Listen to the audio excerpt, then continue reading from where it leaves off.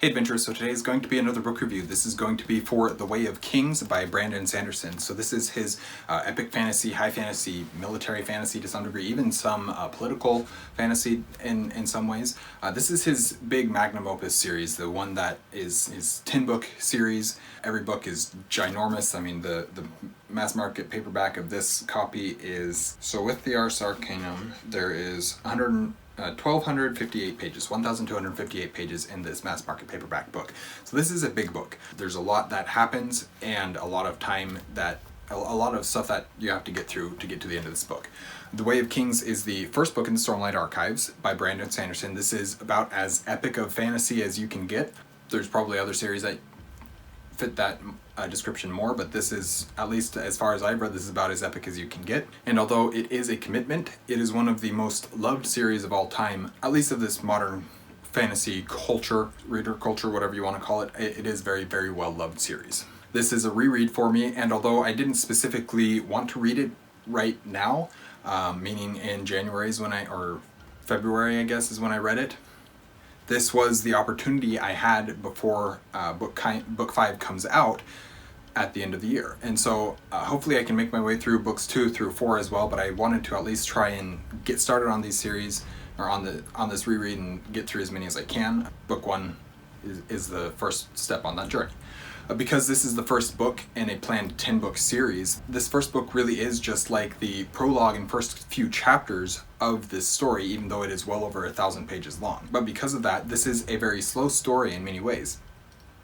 It takes its time to build up the story.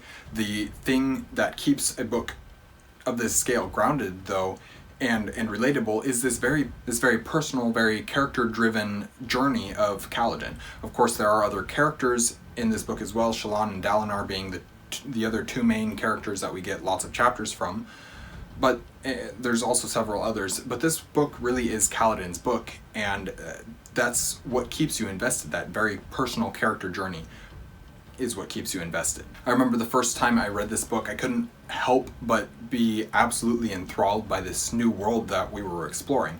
The Sprin is the first thing that stood out to me about this world and made me love it.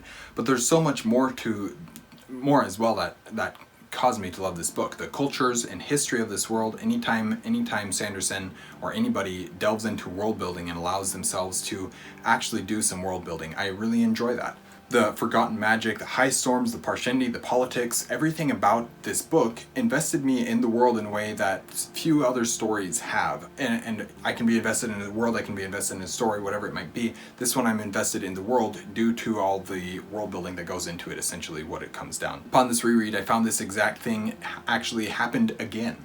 It has been long enough now. I think I first read it in 2020, so it's been about 4 years now since I first read this series, or started this series. And at the time of reading it, the first time, I wasn't really aware, or as aware I guess I should say, of the Cosmere and how things worked together and how things fit together and all the various pieces of the Cosmere. Again, I'm still not, but I have a much better understanding now than I did at the first time of reading this, the first time I read this. But now upon this reread, with all my knowledge, or with the limited knowledge that I do have, including that of books 2, 3, and 4 of this series, I was able to come back and start this journey again. But it still felt like reading this book for the first time, and exploring this world for the first time, just with a little bit more knowledge now. And that's really cool that I can have that exact same experience of diving in, of learning this world, of understanding a brand new world, even though it's no longer brand new to me. I have talked about it before, but the idea of Sanderson's older versus his newer works, and this book firmly sits in his older works, that doesn't automatically mean that I'll enjoy it. It just tells me that that there's a higher likelihood of it matching my tastes a little bit better than his newer works have. And that absolutely is the case with The Way of Kings. If all the books in this series were like The Way of Kings, and my memory of how my memory of Words of Radiance is, Stormlight would have a very, very high chance of being much higher on my favorites list, and even above Mistborn as my favorite Cosmere series. One of the other things, I didn't write this down in my notes and I just now thought of it, but it kind of ties into the characters' journeys and stuff. But one of the things that I really like about this is actually the themes of this story. The journey before destination, the Life Before Death, Strength Before Weakness, Journey Before Destination. That idea, that concept, although I do like endings, I really appreciate endings, and endings tend to be my favorite parts of series.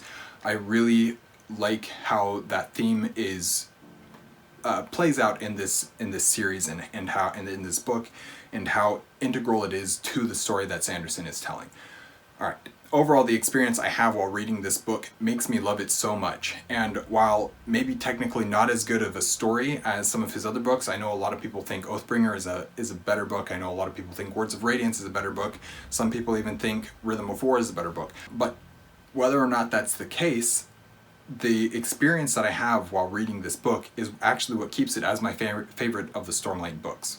And this reread just reinforced that opinion for me. Of course, as I continue through the reread of the books 2 through 4, that may change. I'll have to find out at the time of reading those books. But for now, I'll see if it sticks as I continue reading, and for now, it does firmly sit at that number 1 spot in terms of my personal enjoyment of the series, of the Stormlight Archive. That's the series. So anyways, that is my review of The Way of Kings by Brandon Sanderson. Thank you guys for watching an Erudite adventure. Please like, comment, and subscribe if you haven't already, and we will see you guys again soon. Stay warm.